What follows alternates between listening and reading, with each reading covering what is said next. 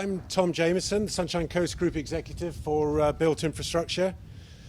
So firstly, thank you very much for being here today to share in this momentous occasion from the history of the Sunshine Coast Council and indeed the Sunshine Coast region. Today's milestone, this international standard runway on which we are now standing or sitting, has been a very long time in the making, but finally we are here. Firstly, some housekeeping. Please ask everyone just to maintain the social distancing measures that we've been following, and also to follow any instructions from the council or airport staff. Ladies and gentlemen, I'd like to acknowledge the traditional custodians of the Sunshine Coast local government area, the Kabi Kabi peoples of the coastal plains and northern hinterland, and the Jinibra peoples of the southern hinterland. I would also like to pay my respects to elders past, present and future, for they hold the memories and traditions, the culture and the hopes of all Indigenous people. It is also my great pleasure to acknowledge the following guests. The Honourable Kate Jones, Minister for State Development, Tourism and Innovation. The Sunshine Coast Mayor, Mark Jamieson. Sunshine Coast Economic Portfolio and Divisional Councillor Jason O'Prey. Sunshine Coast Council Acting Chief Executive Officer Warren Bunker. Mr. Tim Dwyer, former Deputy Mayor of the Sunshine Coast Council. The Sunshine Coast Airport Expansion Project Director Ross Ullman. Sunshine Coast Airport CEO Andrew Brodie. John Holland, Executive General Manager, Infrastructure, Rob Evans. John Holland Group Project Director, John Holmes. Visit Sunshine Coast Chair, David Ryan. And Mr. Brian Warner, representing the Kabi Kabi First Nations people. And a very warm welcome to everybody.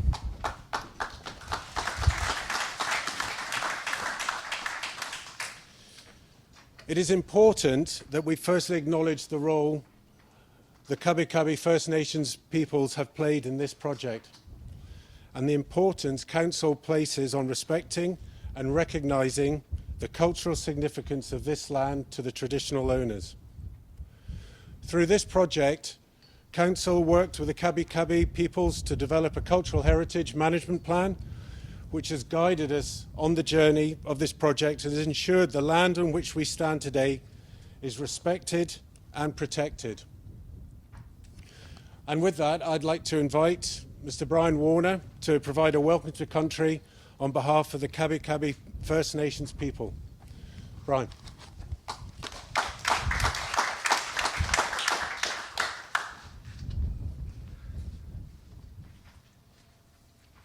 Nara Nulam. Hello everyone, my name's Brian Warner. I'm a descendant of the Kakabra clan within the Kabi Kabi First Nation people.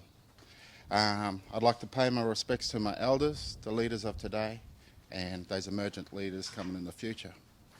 For the Kabi Kabi at the moment, these are troubled times. Recently, we lost a young lady who was my niece to suicide. She was going to be a doctor. And yesterday, we lost a good environmental leader. He was only 17, Kerry Jones' son. So this is really hard to stand up and talk. So in saying that, I think of his father, Kerry Jones. You know, these are the people that have a major impact on me in my life. I like to think of authenticity. Kerry Jones is a great environmental leader. He does a lot to produce environmental outcomes for our people. Then there's Norman Bond. He's a great community leader. Then there's his sister called Melissa Bond. She's a great artist, great pottery maker. And then we think of Lyndon Davis. He's a great song man for Kerry's family. And then I think of my family. We've got Tyrone Murray. He's a great song man for my family. So in that, I'm trying to relay that authenticity of our people, the strengths that lie within our community, and trying to bring together an approach that will see a way forward. I'd like to tell stories within stories. So there's Brian Warner. They call me BWS, the Brian Warner story, because I like to tell stories. I like to weave stories into stories. So to get to a point. So the other day, the Transport Department asked me to go up to the corner of BUR and Old Gympie Road, and there to take a look at 2 registered scar trees. And it came to my attention that these were markers between us and the Jinnabarra people. I should also pay my respects to the Jinnabarra people, because Sunshine Coast has 2 traditional owner groups. So most people think welcome to countries, they're like a token thing, but they're not. They actually represent a symbolicism. Because I was explaining to the Transport Department staff that if I was coming to this border, I would have lit a fire, had us, and to inform the other clan group on the other side of the border that I was coming through, and I would like them to come down to meet me. But I'd have a message stick with me, and with that message stick, it would be nicked in certain places to allow me to have safe travel into their country. And I think of that message stick in relation to where we're standing today. We are in international borders, aren't we? You would need a passport in order to get into the country. That's what that message stick was. So,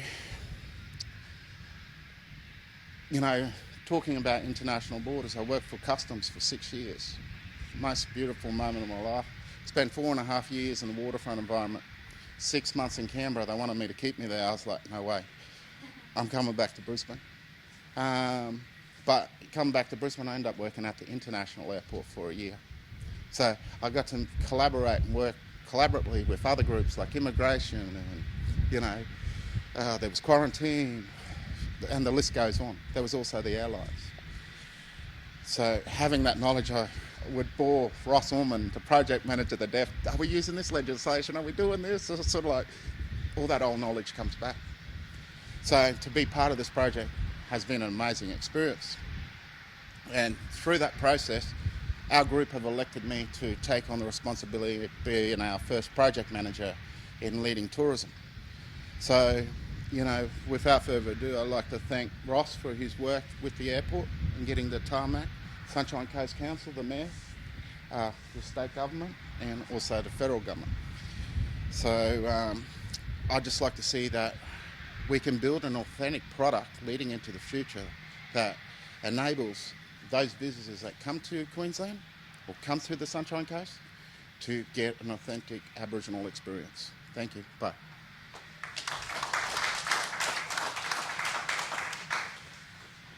Thank you, Brian, for your welcome, and on behalf of the Kabi Kabi First Nations people, thank you very much. It is now with great pleasure that I'd like to invite the Honourable Kate Jones, Minister for State Development, Tourism and Innovation, to the lectern. Thank you so much. I'm a bit shorter in my flats. Can I also start by acknowledging the traditional owners in the land in which we gather here today, and in particular, thank you, Brian, for being here today, given the significant loss that you and your family have experienced in recent days, and for all of us, when we lose young lives in their prime, it's a loss to every single one of us in the community. So we just want to pass on behalf of everyone here today our sincere condolences to you and to your family. Also, I'd like to acknowledge, of course, the happiest mayor in Queensland right now, the mayor of the Sunshine Coast, Mark Jamieson, his councillor, Jason O'Prey, and Andrew Brodie, the Sunshine Coast Airport CEO, who is so proud to be the CEO of what is an ever-growing airport, and everyone that has been made this possible here today. Of course, we also have David Ryan here from Sunshine Coast Tourism, bigger and better from here, Brian, and of course everyone from the John Holland Group. Well, I think when it comes to runways, you can actually say that bigger is always better, and that's exactly what we've seen here today. The investment and the vision of the Mayor of the Sunshine Coast to invest in the Sunshine Coast Airport now absolutely puts the Sunshine Coast on a global map. From here, because of their massive extension to the runway, we'll now be able to cater for international flights, and including larger aeroplanes, which means more tourists and more people coming to the region, including Dreamliners. This more than 3 $300 million investment will transform the way that people come to visit the Sunshine Coast. It is absolutely a down payment in the future of growing this region. Tourism is such a critical part of the Sunshine Coast region. More than 1 in 6 people work in the tourism industry, and we know that right now we're all doing it extremely tough. But it's days like this when you can picture the future of tourism. It gives you confidence that as an industry together we will rebuild, and not only will we rebuild, but we will rebuild bigger and stronger together.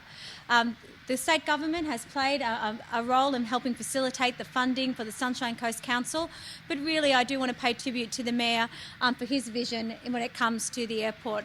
When I became the Tourism Minister, I remember one of the first meetings I had with the Mayor was about the runway here and expanding the airport.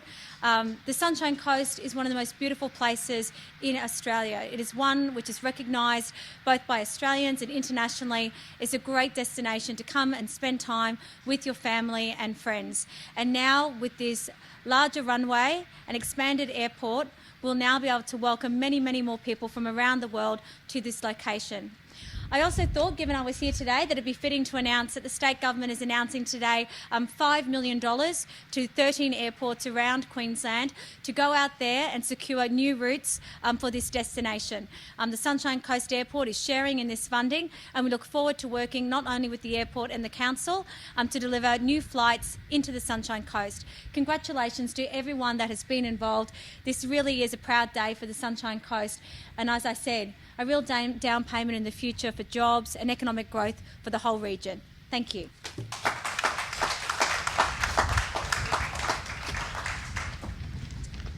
Thank you very much, Minister. Thank you. I would now like to invite the Sunshine Coast Mayor, Mark Jamieson, to speak. Mayor.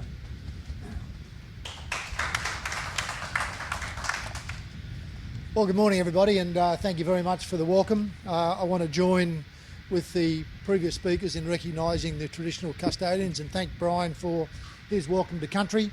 I want to acknowledge all of the dignitaries that are here today and also thank the media for being here in such strong numbers. I guess first of all, the point I would make is that this has been a team effort involving a lot of people on the Sunshine Coast, and there would be many others who should be here today to celebrate in this important occasion, but regrettably with the COVID-19 restrictions in place, that has created some limitations. But ladies and gentlemen, a new chapter in the story of our Sunshine Coast starts here today. This is a momentous occasion for our region. First mooted more than 40 years ago, this new international standard runway is Council's largest ever infrastructure project and one that will deliver untold benefits for our region for the next 50 years and beyond. While this project has been in the planning since at least the early 1980s, the substantial work to convert early thinking into detailed planning and delivery has been done by our council since 2012. At that time, we identified the airport expansion as one of 5 projects of significance in our regional economic development strategy, a project that would help to fundamentally transform the region's economy and provide enduring benefits to our community. And today that vision becomes a reality. The capability this new runway will provide our Sunshine Coast for decades to come cannot be understated. It will help build new opportunities for current and indeed future generations. Our modelling shows the expanded Sunshine Coast Airport will contribute more than $4.1 billion to our economy over the next 20 years alone, as well as generating around 2,230 jobs in that time. Importantly, the new international standard runway will provide the Sunshine Coast and surrounding regions with their own direct travel and export gateway to the world. And it's important to acknowledge that this airport, just like the region's University Hospital, the University of the Sunshine Coast and the city centre in Maroochydore, serves a much wider catchment that extends to our north and our west beyond our Sunshine Coast local government area. Connectivity is a hallmark of successful cities, communities and regions, and the Sunshine Coast Airport will now have the capacity to accommodate flights to all ports in Australia, as well as Asia and the Western Pacific. It will connect people, cultures and business across continents. The global connectivity that will now be on offer from our Sunshine Coast, both from this new runway and our international broadband cable network, will come into service, which comes into service in March, means our region is well and truly on the world map, both physically and virtually. Not just for our attractiveness as a tourism destination, but as an ideal globally connected place to live, work, recreate, raise a family and do business. And that's an incredible economic and social dividend for our community, for those who live here now and those who live here in the future. I can't think of a better demonstration of realising our vision for the Sunshine Coast to be Australia's most sustainable region, healthy, smart and creative. This runway is a symbol of the confidence in the future of our region. It will afford new opportunities by opening direct access to new tourism and export markets. And ideally, those tourism markets in the future serve our Indigenous community in ways that might not have seemed possible in the past. Whilst playing an important role in helping our region and its tourism and aviation industries recover from the crippling economic impacts of COVID-19. Nothing could be more important right at this time, and I am sure everyone here agrees. And helping our local business and industries to get back on their feet is something the Minister and I will be talking about more throughout the course of today. The runway took 26 months to construct, and at every opportunity the project has utilised local suppliers and workforce. It currently supports 200 local construction jobs, but what does it take to deliver a $334 million infrastructure project of this nature? And one that still has another 6 months to run while we build the final piece of the runway at the southeastern end. Certainly, it's unprecedented that a council would take on a project of this scale. But our council never blinked at the challenges that this might pose. We kept our eyes firmly on the opportunities and that this would provide to our residents in our region for decades to come. The reality is the successful delivery of this project is testament to the importance of teamwork, good planning and delivering on the things you commit to do. There are many people over many years who've had a hand in helping bring this runway to fruition. To everyone who's played a part, we offer our enormous gratitude. There are three groups, however, whom I particularly wish to mention, for without their dedication, determination and tenacity, we'd not be here today celebrating such an historic occasion. Firstly, I want to particularly acknowledge the outstanding dedication of the Airport Expansion Project Director, Ross Ullman, and his team, Jimmy, Jacinta, David, Tina, Toby, Chris, Jasmine and Steve, and of course those people who've been part of the team in the past, James, Jay, Zach and Cassie. Ably led and supported by Tom Jamieson, through all of the challenges, weather, water, flight paths and everything else that's been encountered. This team has done an exceptional job and we thank you sincerely for what has been delivered here today. Ross, you in particular as the front man for the band, have covered a fair bit of territory over the last 4 years. You've been an outstanding representative of this project and indeed of our council and community. Secondly, I'd like to acknowledge John Holland, the team from John Holland led by Project Director John Holmes. This has truly been a very productive partnership and one that I have to say marks itself as a standout, not just in scale, but also in how we've worked together to get an enormous task done. Thirdly, I want to acknowledge those people who have served as my colleagues on the Sunshine Coast Council since 2012. Those councillors, past and present, who have supported this project and had the guts and determination to make the hard decisions, keep the faith and see it through. In our COVID-19 restricted gatherings world, those current and former councillors are represented here today by the former Deputy Mayor Tim Dwyer and of course Councillor Jason O'Prey, who's represented the area since 2012.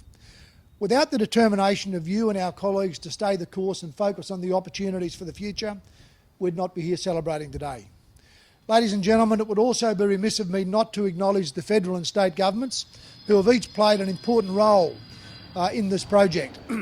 As you know, the federal government provided the initial loan the initial concessional loan that enabled us to get the project underway.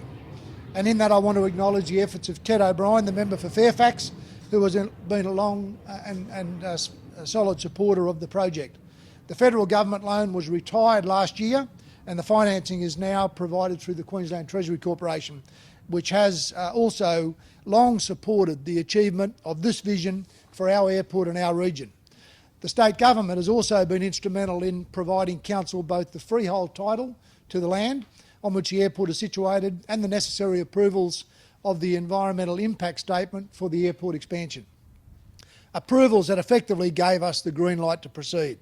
And in this regard, I want to acknowledge the former Deputy Premier Jeff Seeney for his decision to approve the handover of the freehold title of land to our council. And Minister Anthony Lynham for his enthusiastic and committed support, and former Coordinator General Barry Brough, who worked with council and our community to ensure the EIS was in place. In fact, as I reflected on how we got to this point today, I remembered vividly on the 19th of May 2016 when the EIS was approved. I rang Barry that afternoon to thank him for providing the approval for the EIS, and when I did so, I was met with a long silence. For a moment, I thought perhaps I'd got the news wrong. But Barry soon recovered himself and apologised, and in doing so thanked me for the call. It turned out that no project proponent had ever called him to thank him for approving a project in the past. So I guess that was another first for our council, for the project, and indeed for the Coordinator General. Ladies and gentlemen, the results of the efforts of many people over many years are on display here today. A project of this magnitude is a once-in-a-lifetime occurrence, both for our community and for our council. Now we've armed the doors and cross-checked, and we eagerly await the first aircraft that will land here on Sunday. So on that note, I'd thank you all for joining us here this morning. And I'd now like to ask the Sunshine Coast Airport CEO, Andrew Brodie, to come forward so I can hand over the independent certifier's certificate of completion. Andrew, I know that you and your team will make good use of this important community asset. Well done to everyone, and the sky really is the limit.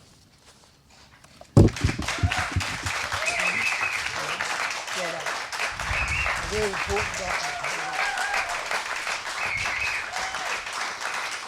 Actually, come along here. There you go. Get all that paraphernalia out of the way there. Well, it's good when the traffic stops, isn't it? All right, well done. I'll leave you to say a few words, Andrew.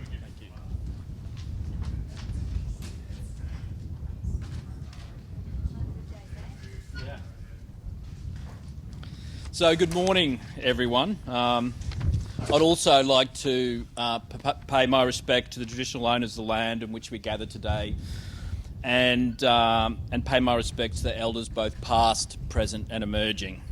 I'd also like to formally acknowledge the Minister for State Development, Tourism and Innovation, the Honourable Kate Jones, the Mayor, Mark Jamieson, Warren Bunker, Acting CEO of Sunshine Coast Council, David Ryan, the Chair of Visit Sunshine Coast and Sunshine Coast Airport Board Member, Robert Evans, Chief Executive General Manager Infrastructure for John Holland, and of course Councillor Jason O'Prey.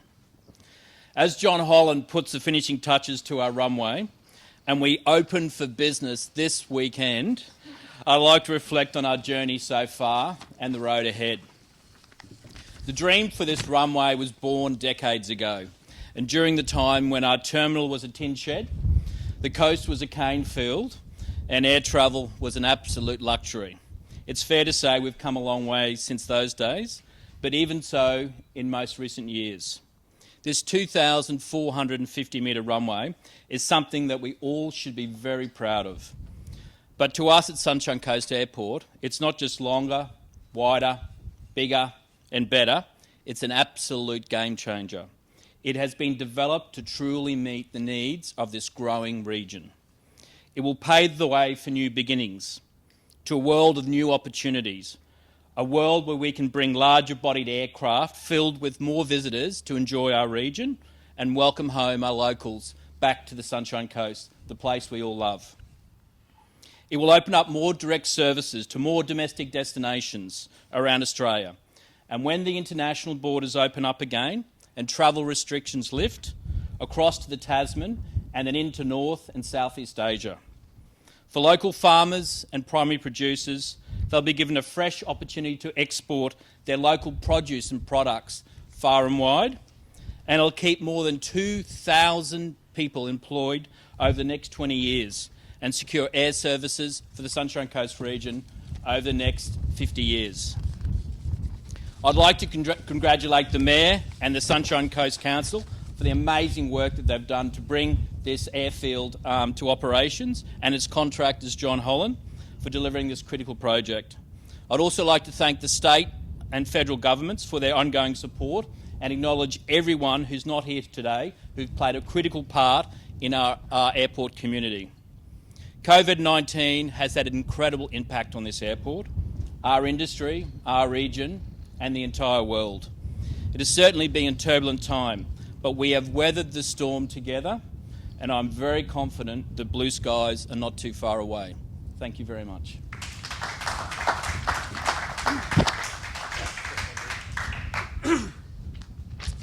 Thank you very much, Andrew. And it's not often you get to say you've just taken possession of a new 2,450 metre international runway. After so many years in the planning and the construction, and this is particularly on behalf of the project team, it is like giving over one of your kids. So on behalf of the team, please be kind to it, look after it, and we look forward to the first flight here on Sunday morning.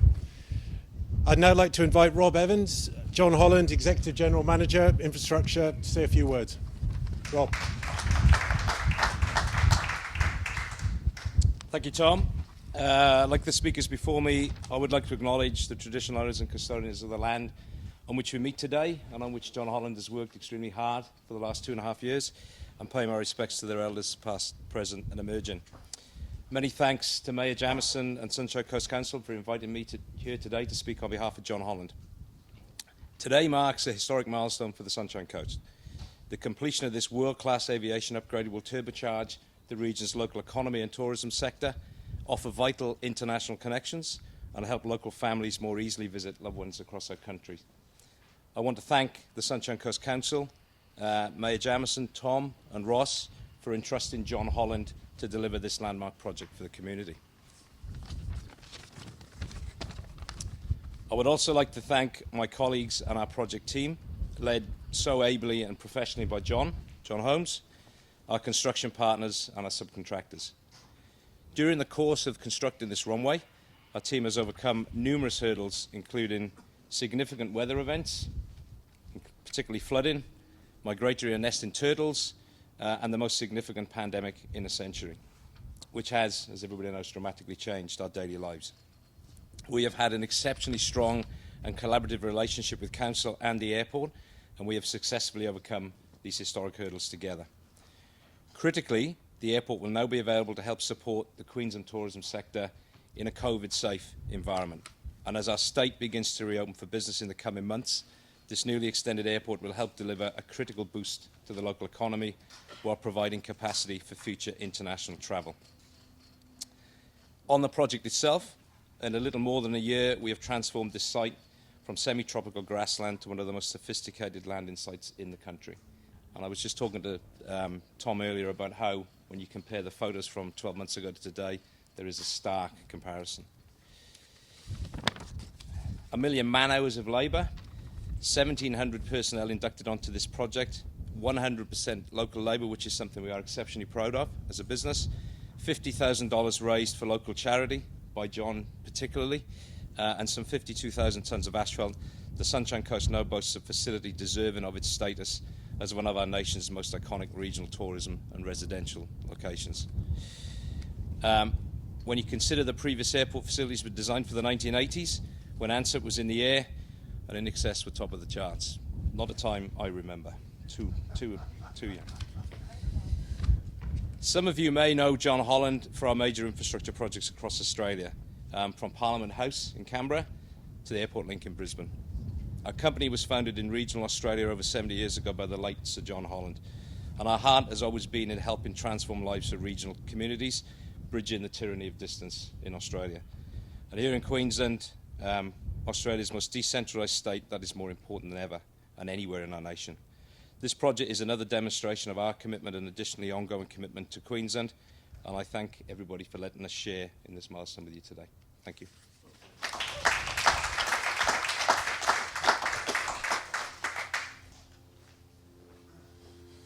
Thank you indeed, Rob, and it's been an absolute pleasure to have been on the journey with you and your team.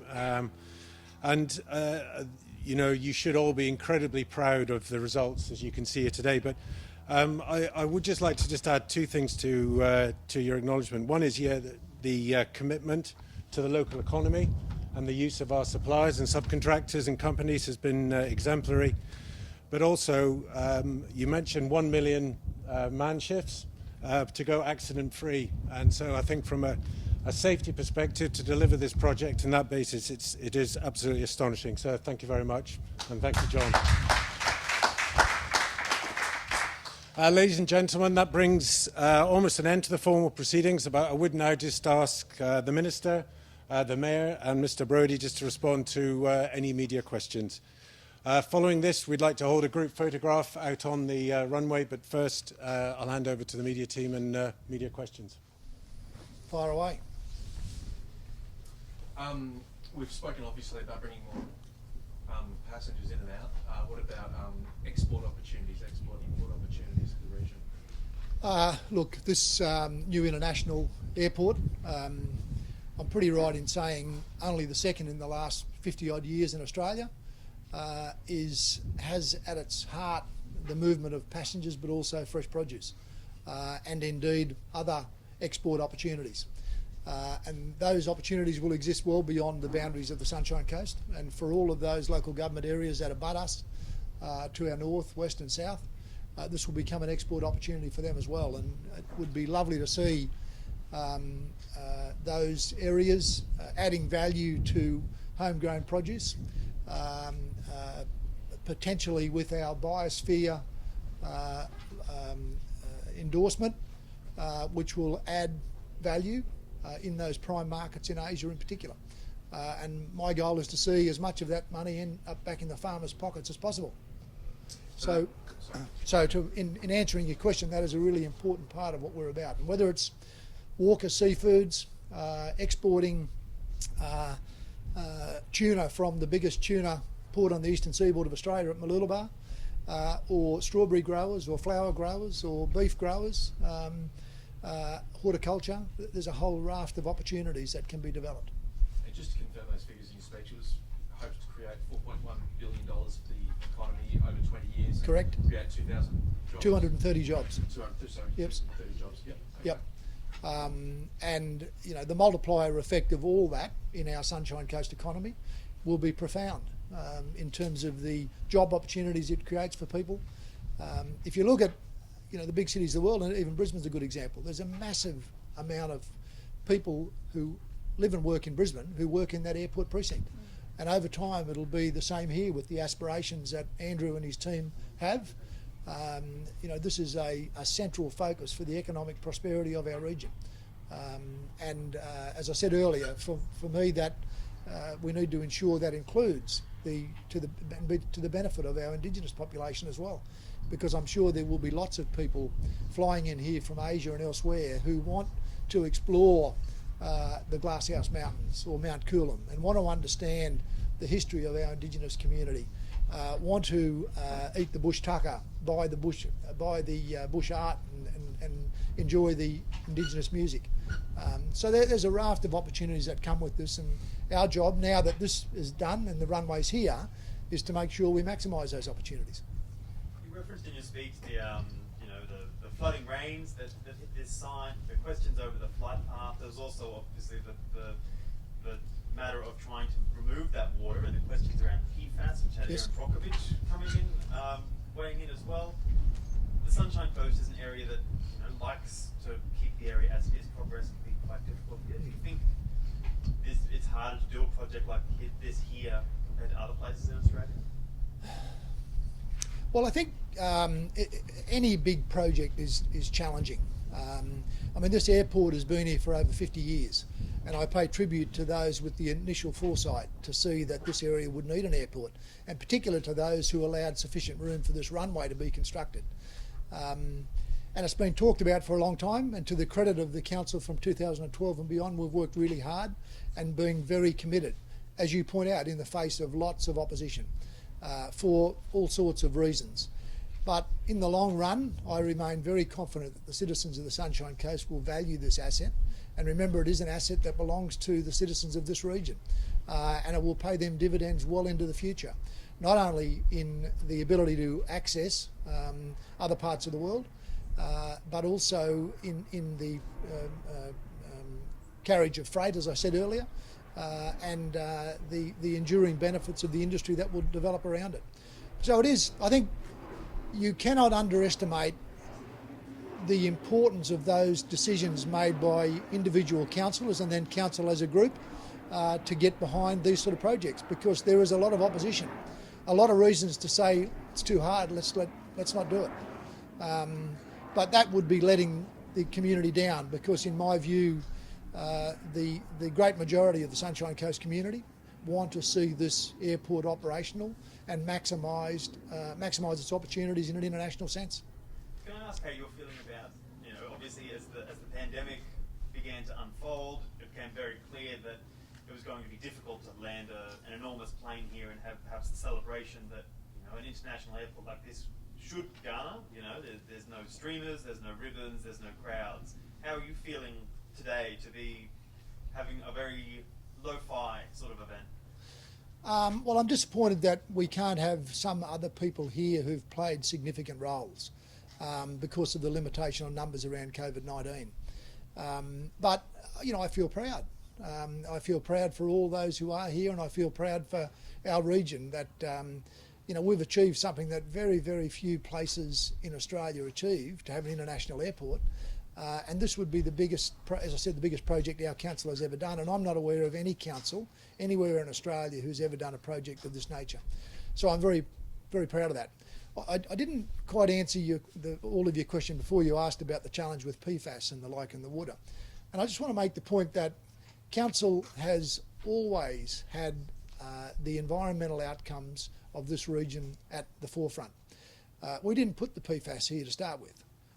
But we have managed that challenge, I believe, in a very responsible way, and will continue to manage that at a significant cost to our community. But they're the sort of difficulties you encounter along the way and you need to deal with. And I'm happy with the way we dealt with it, and the proof's here today with the new runway in place. Just kind of following on from what Owen said, is it a bit of a bittersweet moment having such a milestone and this important handover happening when airlines across the world are grounded because of COVID? Well, look, it'd easy to be downcast about it, but I'm optimistic. This is going to serve us for 100 years, maybe longer, and for us to be here, to be the people here when the runway was handed over, particularly for Councillor O'Prey and myself and Minister Jones for the tourism industry. This is a proud moment for all of us because we're here representing the community we serve. And, this has been a challenge. But here we are, and we'll have a plane landing on Sunday. And I can't imagine, Andrew, how many planes will land here over the next 100 years and how much prosperity and benefit they will bring to our region. Mayor, Council's had a lot of focus on economic development. How important is this runway, this international runway, going to be as external organisations look at the Sunshine Coast as a place that they want to invest and move their businesses and things like that? How much of a tick-off is that to people wanting to come and invest? Well, I think it's fair to say that Council does have a strong economic focus, because it's only with a strong economy that our citizens can thrive and prosper. But we also have a really detailed environmental strategy as well, that in many ways will be at the heart of why people will want to come here, to see our beautiful region, to see our beautiful hinterland and our beaches, and to engage with our Indigenous community and the rest of the community. It's transformational that we can now not only I mean, the limitations that were on the old runway, not the least of which the prevailing breeze, which we got to experience here today, supports planes going this way.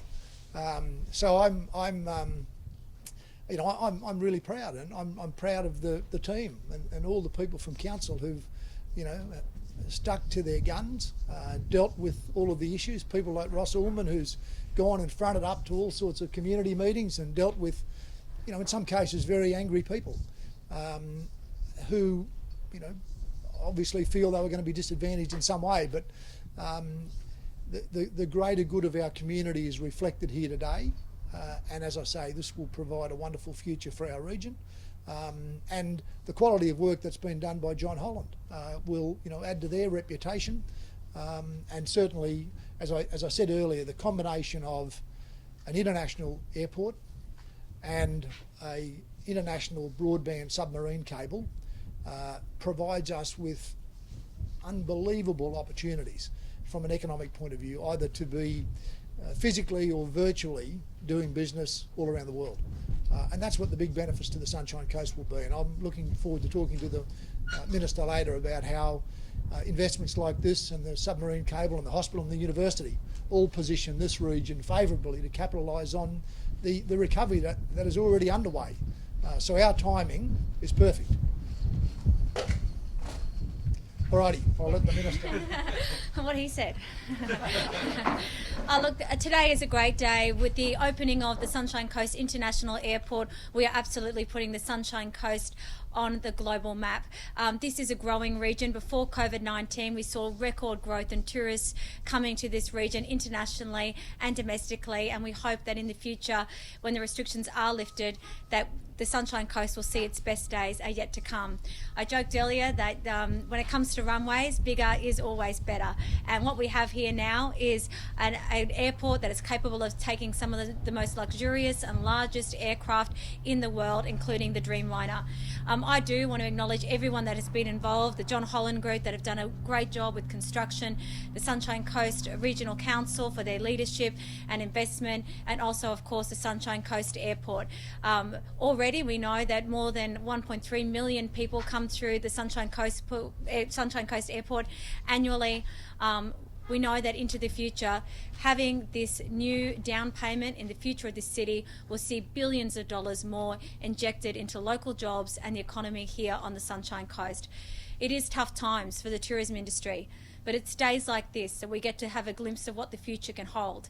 And this investment and an international runway here on the Sunshine Coast will open up thousands of jobs for the future. Could we go into a bit more detail about that $5 million that was announced Yeah, today? that's what I meant to do, wasn't I? And that's available for any airport across Queensland? So we've been listening to airports across Queensland as we go into the recovery phase.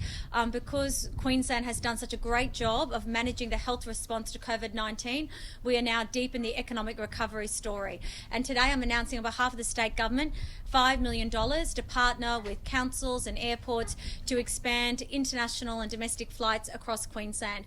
So right now this $5 million has been divided between the 13 airports across Queensland so they can start their negotiations to attract flights back to Queensland when it is safe to do so.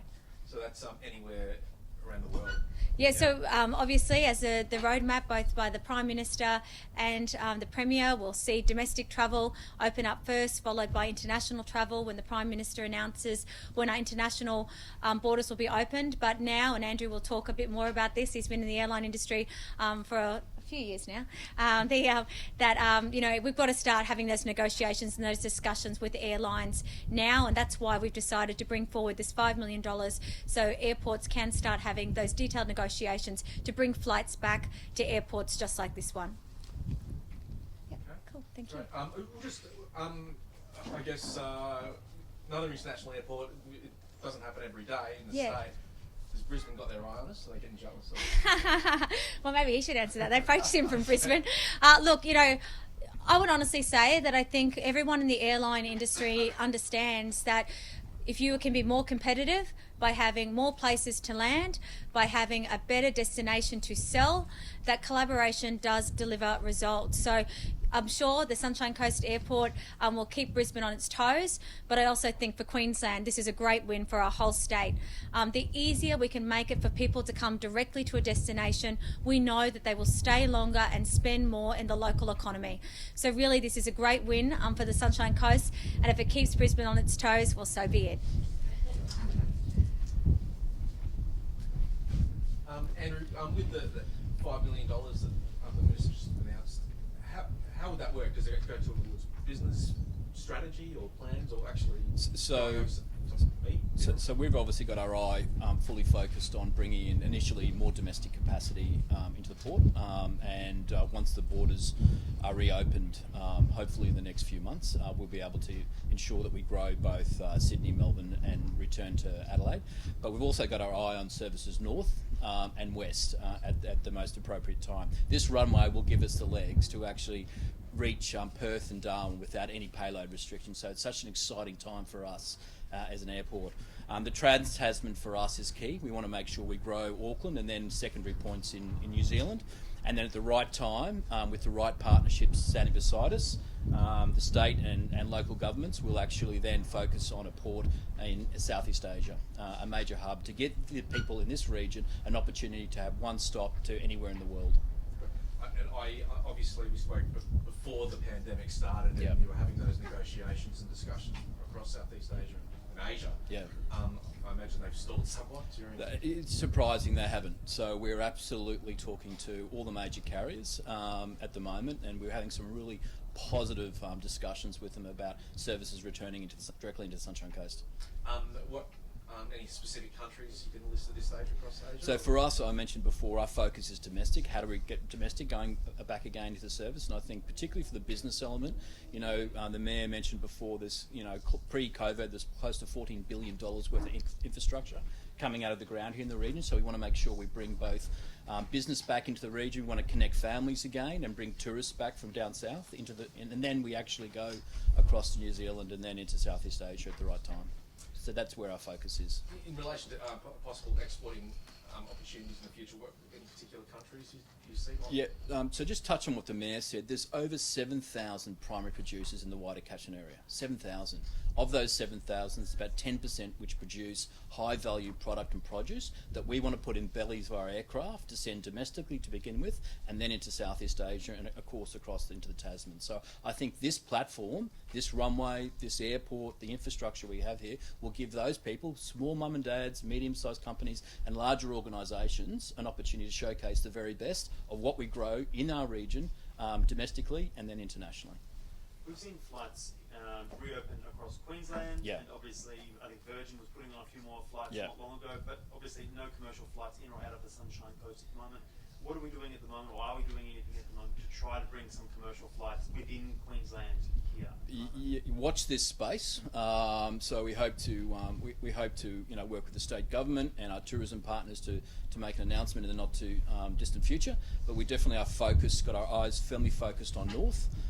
So how we connect high value tourism directly into the region through the Great Barrier Reef. So I think that is really key for us. So when you're talking north, Townsville, Cairns and Townsville will be a great destination. There are about 40,000 FIFO workers which live here but work somewhere else, and we want to make sure that we give these people an opportunity to live in an amazing destination. On one side I've got a national park, the other side I've got an amazing beach, but work somewhere else, and vice versa. So I think it's a great opportunity to connect this port to North Queensland. Can I ask, similar to what I was asking the Mayor about, obviously as someone who's watched this runway come together the way that it is, it would be lovely to stand here and see a Globemaster landing with, a ticket tape. 787. A 787.